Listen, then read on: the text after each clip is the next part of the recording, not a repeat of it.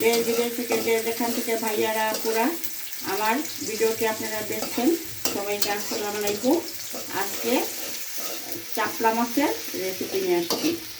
চাপলা মাছ কে কে পছন্দ করেন বা কে কে চিনেন আমাকে কমেন্ট করে জানাবেন।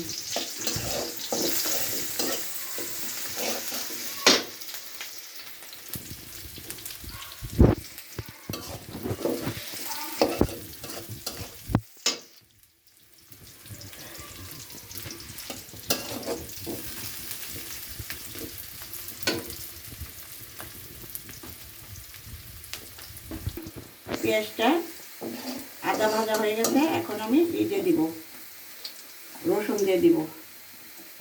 এই যে এই পরিমাণে রসুন দিলাম। আপনারা তরকারি মাছ বুঝে মশলা দিবেন।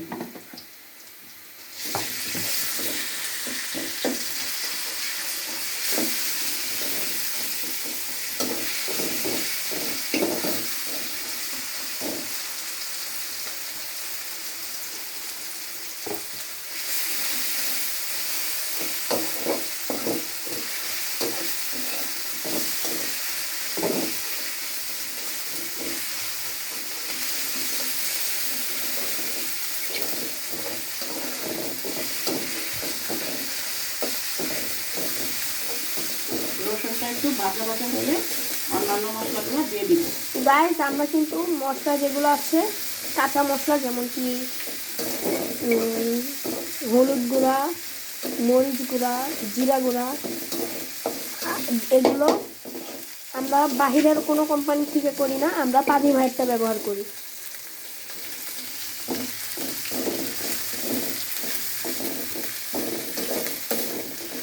আপনারা অবশ্যই পাজি ভাই কোম্পানিরটা ট্রাই করবেন।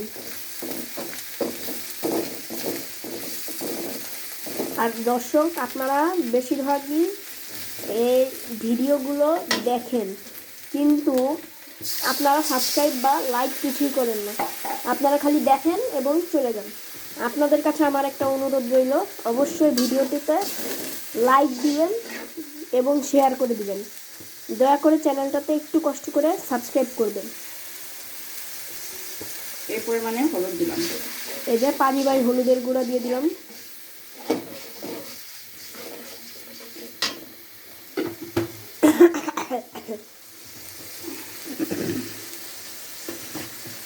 এবার দিয়ে দিব পাজি ভাই লাল মরিচের গুঁড়া।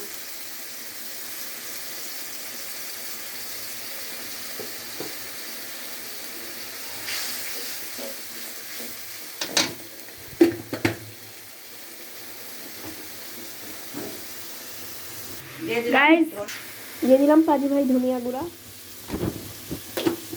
গাইস, আজকে আমাদের রেসিপিতে ব্যবহার করা হবে যেই সবজিগুলো এক নজর দেখে নিন। দিয়ে দেওয়া হচ্ছে পাজি ভাই জিরা গুঁড়া।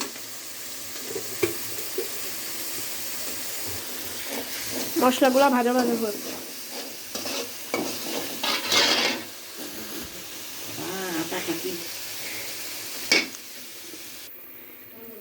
গাইস, এখন মশলাটা অলমোস্ট হয়ে আসছে। এখন আরেকটু হোক।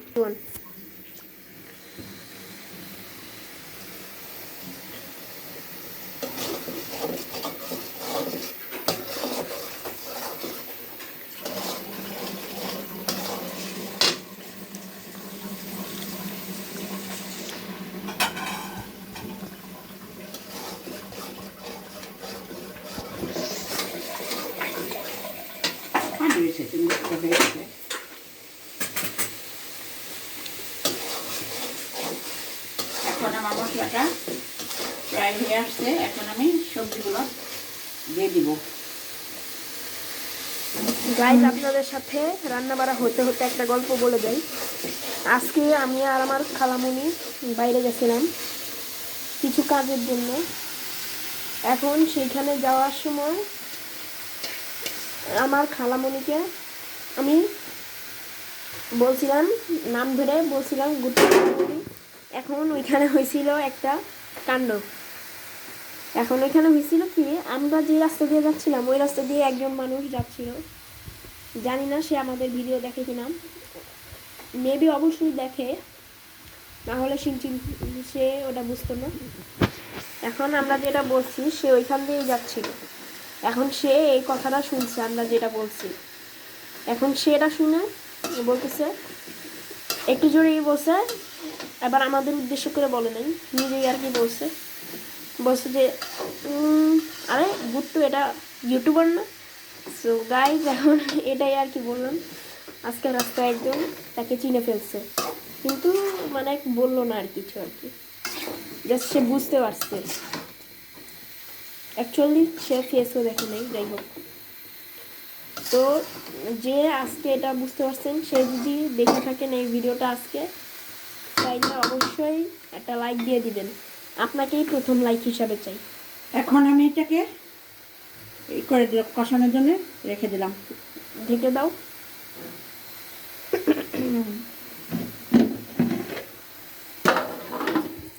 ওকে, ঢেকে দিলাম।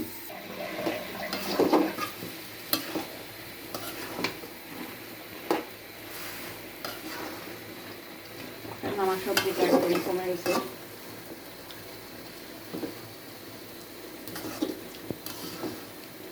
সবজিটার মধ্যে মাছটা দিয়ে দিব, এই যে মাছটা দিয়ে দিলাম। এটা চাপিলা মাছ হ্যাঁ, এটা চাপলা মাছ দিয়ে দিলাম, চাপিলা মাছ 1 বাটি।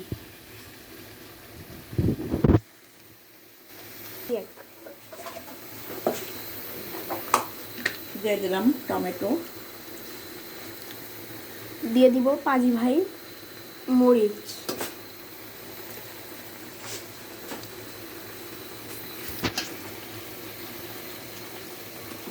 দিয়ে দিলাম কাঁচামরিচ। কারণ শীত, সেই জন্যে ঝালটা একটু বেশি লাগে, ঝাল লাগে না তরকারিতে, এদের মরিচ একটু বেশি দিতে হয়। গরমের দিনে আবার মরিচটা একটু কম লাগে, তখন আবার গরমের জন্যে হয়। বাকি অপ্রসঙ্গিক কথা বলবা না। একটু গরম পানি, ফুটানো পানি দিয়ে দিব।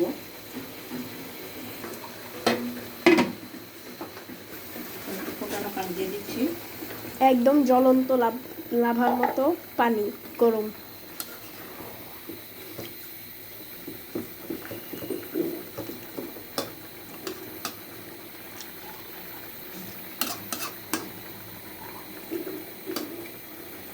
ভূমিকম্পের সময় কি লিফটে উঠা যায়? না, ভূমিকম্পের সময় তোমার একটু দোকানে কে বলছি তোমাকে এটা? কেন ভূমিকম্পের সময় কেন লিফটে উঠা যাবে না? তুমি ভূমিকম্পের সময় লিফটে উঠবা কেন সেটা বলো আমাকে। যাতে করে ভূমিকম্পের সময় তোমার লিফট উঠতে ইচ্ছা হলো কেন? কারণ তাহলে তাড়াতাড়ি নিচে নামা যাবে। আর লিফট করে যখন মাথায় পড়বো, এইটাই তো শোনার জন্য তোমার এটা এত কথা বললাম। এখন বলো, লিফট কেন মাইক ভাইঙ্গা মাথায় পড়বে?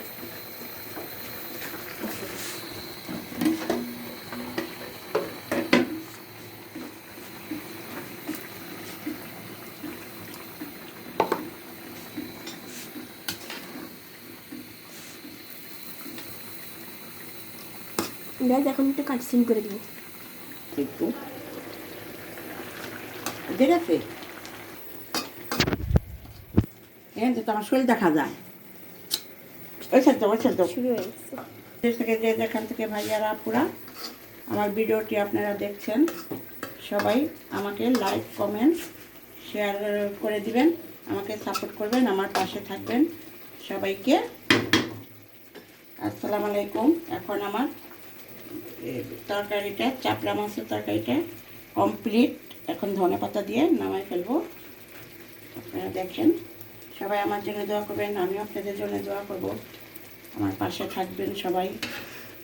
গাইজ, আমরা আগামীকাল থেকে নেক্সট 3 দিন পর্যন্ত আপনারা কোনো ভিডিও পাবেন না, খুবই দুঃখিত। আমরা একটু কক্সবাজারে ঘুরতে যাব, তাই আপনারা কোনো ভিডিও পাবেন না আগামীকাল 3 দিন পর্যন্ত। এখন ধনেপাতা দিয়ে দিলাম। আল্লাহ হাফিজ।